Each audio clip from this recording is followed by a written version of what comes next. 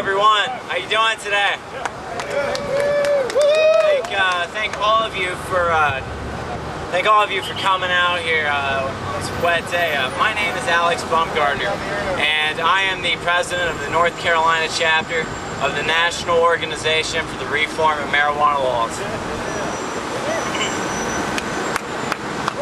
We are an activist group dedicated to educating the public about the truth of marijuana and to bringing greater awareness to our efforts to minimize and eliminate penalties for marijuana use, possession, and cultivation. We work on these efforts by engaging local communities and universities and creating chapters in every city across the state. By empowering individuals and communities, we can succeed in overcoming a century of misinformation, of propaganda campaigns, all aimed at demonizing marijuana, hemp, and users of cannabis.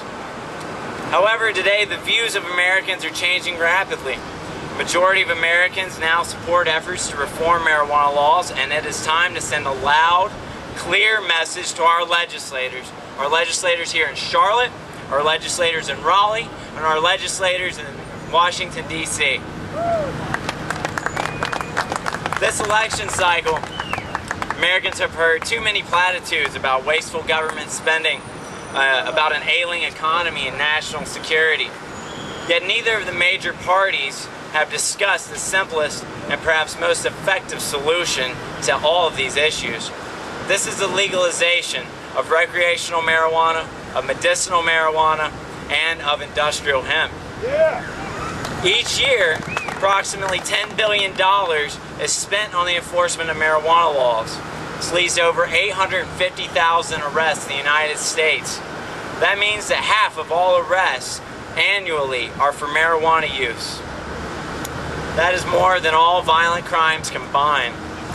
The legalization of marijuana is about addressing wasteful government spending. It's about providing law enforcement with more time, more money, and more resources to focus on killers, on rapists, thieves, and terrorists, not innocent civilians. Simply, North Carolina is of the opinion that our police are too precious to waste their limited resources filling our jails and judicial systems with otherwise law-abiding citizens.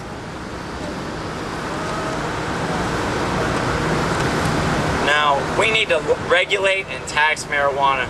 We can save approximately $7 to $10 billion a year in enforcement costs and gain between $2 and $6 billion annually in taxable income. Let's protect the sick and the extremely ill from facing prison or jail. Let's help our troubled veterans and give them the medicine they need.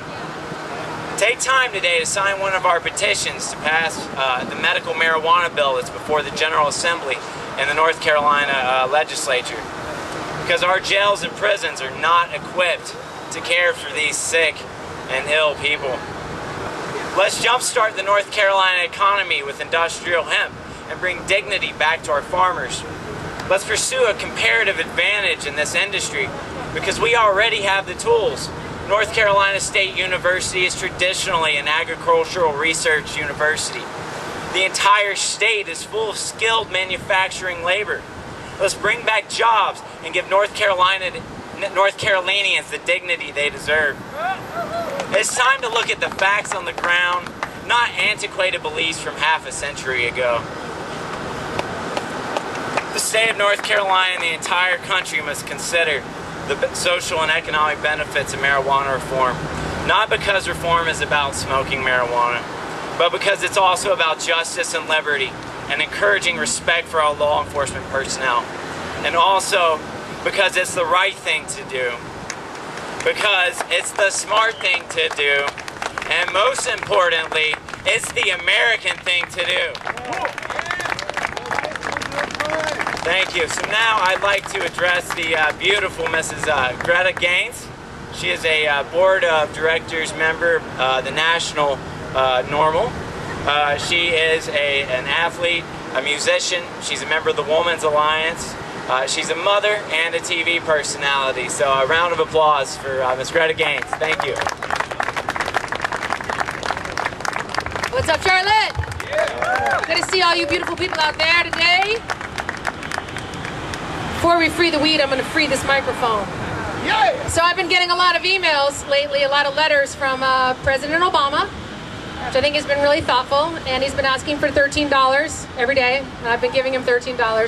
But I thought it would be okay, since we're pen pals now, for me to write him a letter. And this is my letter to the President of the United States. Dear Mr. President, I have seen the future, and it is in the past. A past that included laws mandating all American farmers to grow hemp. A past where hemp was a currency, and you could actually pay your taxes in hemp.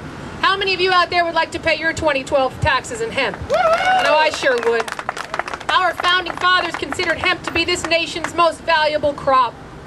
Hemp is the first necessity to the wealth and protection of the country, said Thomas Jefferson. Make the most of the hemp seed and sow it everywhere, said George Washington. Our founding fathers knew that hemp helped win our independence from Britain, for it made the ropes and the sails and the clothing we needed to fight for our freedom. We've always had the ability in America to farm our way to energy independence. We can grow our own fuel.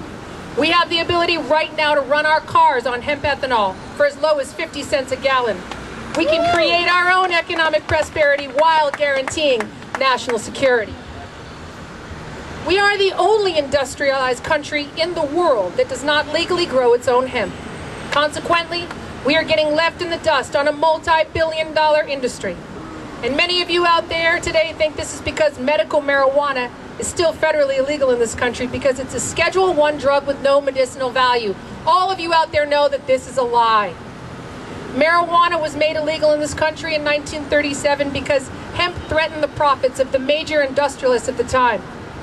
Rudolph Diesel created his first diesel engine to run on hemp, and that threatened Rockefeller's Standard Oil.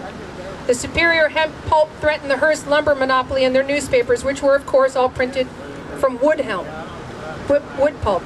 DuPont had created nylon, and hemp threatened their interests. Throw in alcohol lobbyists, cartels, and then bam, 45 seconds later on the Senate floor, America's first special interest groups by the passing of the 1937 Marijuana Tax Stamp Act. The creation of this bogus law has been the greatest heist of an essential resource in U.S. history. You need to understand that marijuana is unjustly still a Schedule I illegal drug in this country because its non-THC carrying cousin, industrial hemp, is oil. Hemp is oil. Remember, the original diesel engines were designed to run on hemp oil. So think about this. Why else would industrial hemp still be illegal to be grown in this country? We have a $9.6 trillion deficit in the U.S., and one sign of the pen, we could be raking in billions of dollars while cleaning up the planet and growing our own oil. It seems like something we'd be able to agree on, doesn't it? It seems like something a shrewd politician would want to take credit for. Re-legalizing industrial hemp in this country could be the cash crop America's looking for. It's a $billion crop with 25,000 uses. It can make everything from dynamite to hempcrete for building to cellophane.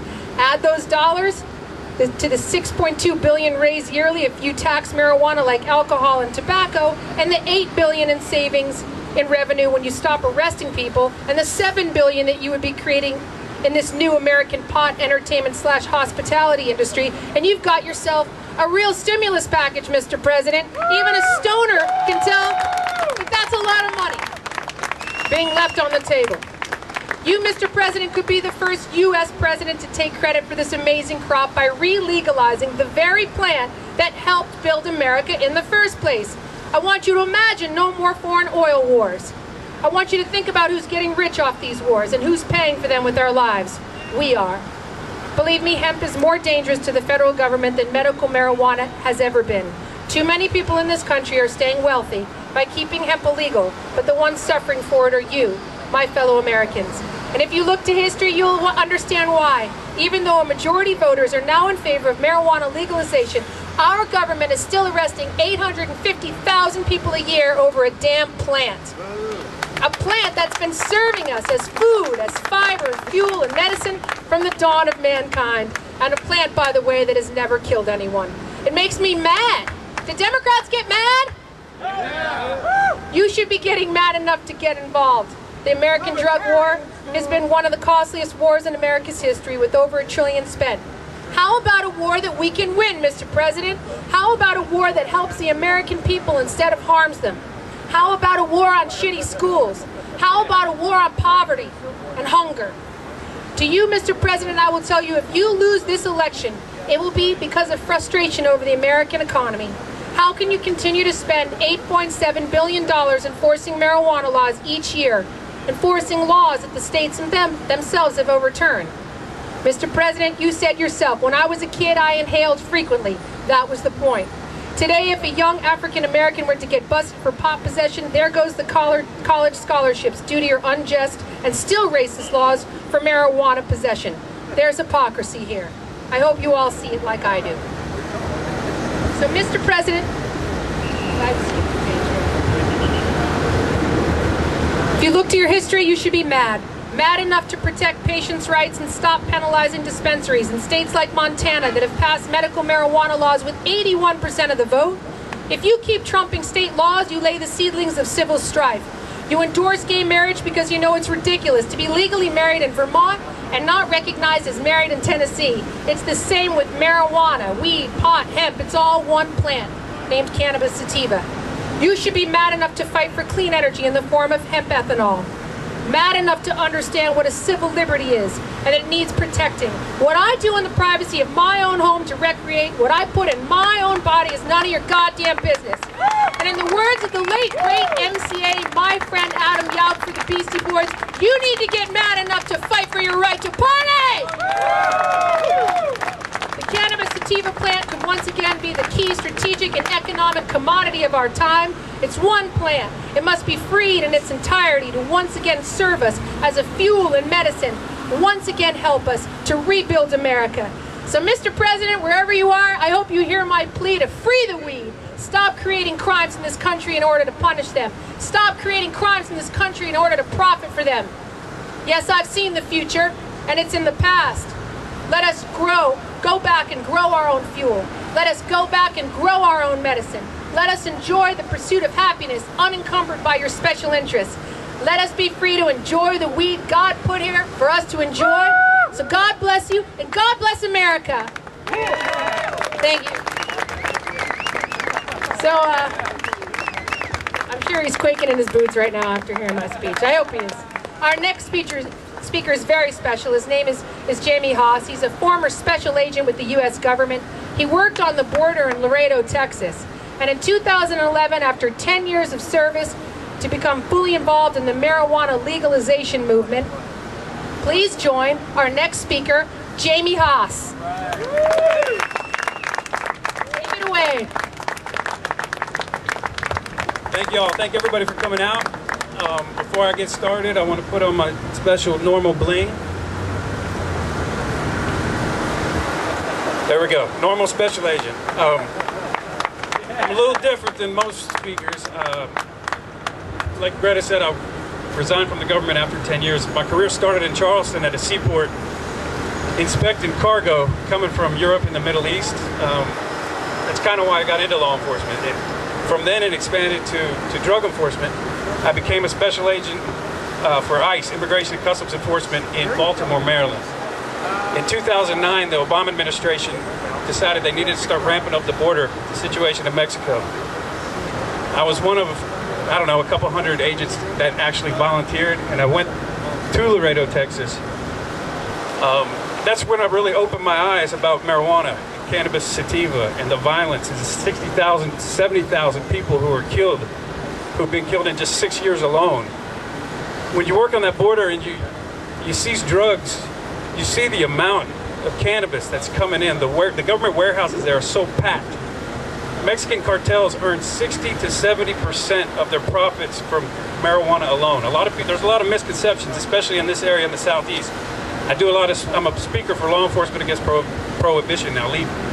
And I do a lot of, speeches at civic clubs, Rotary clubs, things like that. There's a lot of misconception that these Mexican cartels are, we're making money from cocaine, methamphetamines, heroin. Of course they are. There's some, but the bulk, the elephant in the room, is cannabis. That's their bread and butter is marijuana. People here in the U.S. a lot of times, say marijuana from Mexico is crap, it's brick weed and all that. It doesn't matter. We don't go in the U.S. Easiest stuff to get, and it gets the job done.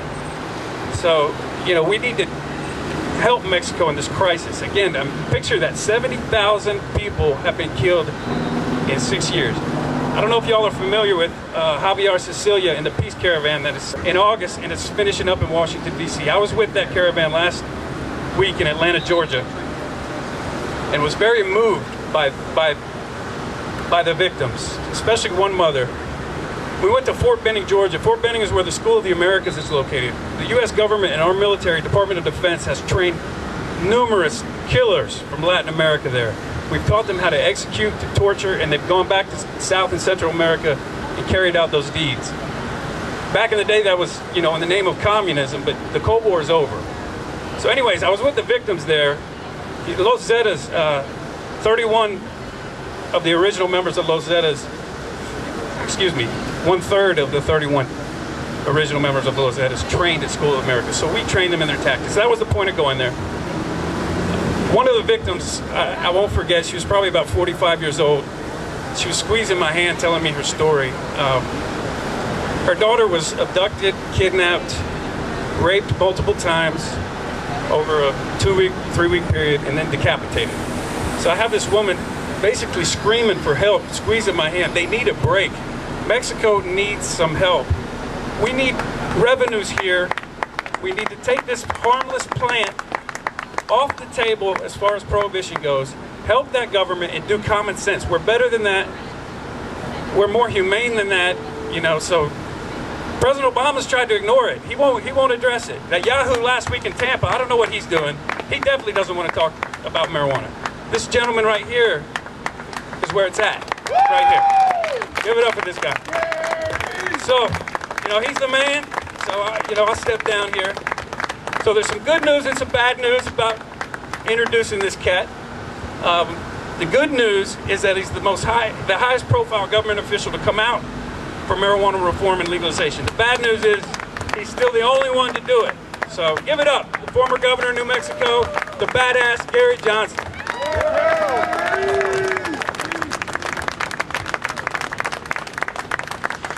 So in 1970, I smoked marijuana for the first time. And when I smoked marijuana for the first time, what I discovered was everything that the government had said about marijuana was a lie. I remember being in civics class in 1971, senior in high school, and I remember a police detective from Albuquerque coming into the classroom and lighting up a marijuana smell-alike deal. And basically saying that if you smell this, you run, because we're going to arrest you. And I raised my hand in that class and I said, I just read where there are 10 million regular users of marijuana. I just read where 100 million Americans have smoked marijuana. You're going to put them all in jail? I don't know about all those, but if you smoke it, you're going to be behind bars. That's what's going to happen to you. This is an issue that really transcends party lines. I think it's one of the biggest issues. This is perfect timing. This is a good sign, not a bad sign, okay? Electrocuted up here on stage. Somebody hold an umbrella out there for us. Fast forward. Oh, wow. Oh, man. All right. Yeah. Oh, yes. So, I'm running for governor of New Mexico in 1994. I'd never run for public office before. They asked me the question, had I ever smoked marijuana? Well, yes, I had smoked marijuana. I had never exhaled when it came to marijuana. Now, there was a lot of conjecture at that time. Did I have a drug problem? No. Had I ever been in rehab? No. Were you remorseful for your smoking marijuana? Was this just a youthful indiscretion? No. No, no, no. So in 1999, beginning my second term as governor of New Mexico, keeping with a promise, and that promise was to put the issues that should be on the front burner regardless of the political consequences. I wanted to take a really high-profile look at the war on drugs, and I wanted to include legalization as a potential alternative.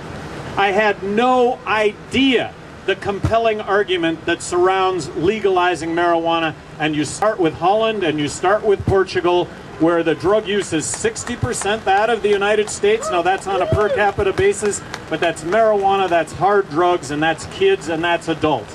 Portugal, over the last 10 years, they decriminalized all drug use in response to a heroin epidemic, and they've shown a 50% reduction in heroin use over the last 10 years.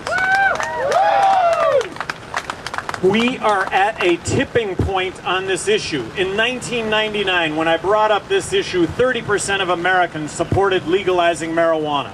Today, 50% of Americans support legalizing marijuana. Why is the number so high? It's because we're talking about it. And the more people talk about it, the better the issue becomes. It becomes an issue of prohibition. It becomes an understanding that 90% of the drug problem is prohibition related, not use related, and that is not to discount the problems with use and abuse. It's on the ballot in Colorado in November. I think this is the actual tipping point, will be when Coloradans vote to regulate marijuana like alcohol. This is very, very significant. Don't forget that Denver, 6 years ago, voted to decriminalize marijuana on a campaign based on marijuana being safer than alcohol. I have always maintained, I don't smoke pot today, I don't drink today, but I've drank and I've smoked pot, and I will tell you that in no category is marijuana more dangerous than alcohol. 500,000 Denver citizens agreed with me on this one. So we're at a tipping point. This is going to be a state's issue. It's going to be a state's issue. Colorado is going to be the first state, and how's that going to affect the other states? Well, when all the other states come Friday evening, get on a plane to go to Denver to chill out, that's when the rest of the country will fall in line with rational drug policy. And hypocrisy. The hypocrisy that exists among elected officials that in the name of saving the world elect me and will fight terrorism. Well, that comes at a cost of tens of thousands of innocent people dying abroad. That comes at a cost of our men and servicewomen coming back in body bags. It comes at a cost of our men and servicewomen coming back with their limbs blown off. Let's stop. And in the name of kids, in the name of children, we need to criminalize marijuana. Well, what's the cost of that been? We now have tens of millions of Americans who are convicted felons that, but for our drug laws, would otherwise be tax-paying, law-abiding citizens, and the war goes on. We're arresting 1.8 million people a year in this country. Half of what we spend on law enforcement, the courts, and the prisons is drug-related. Let's bring this to an end. I am running for President of the United States under the Libertarian ticket. I am asking you to vote for me. Vote Libertarian this one time. Give me a chance. If it doesn't work out, we can always return to the tyranny of the two-party system, but I'm asking you to give me a chance. Live free. Thank you very, very much.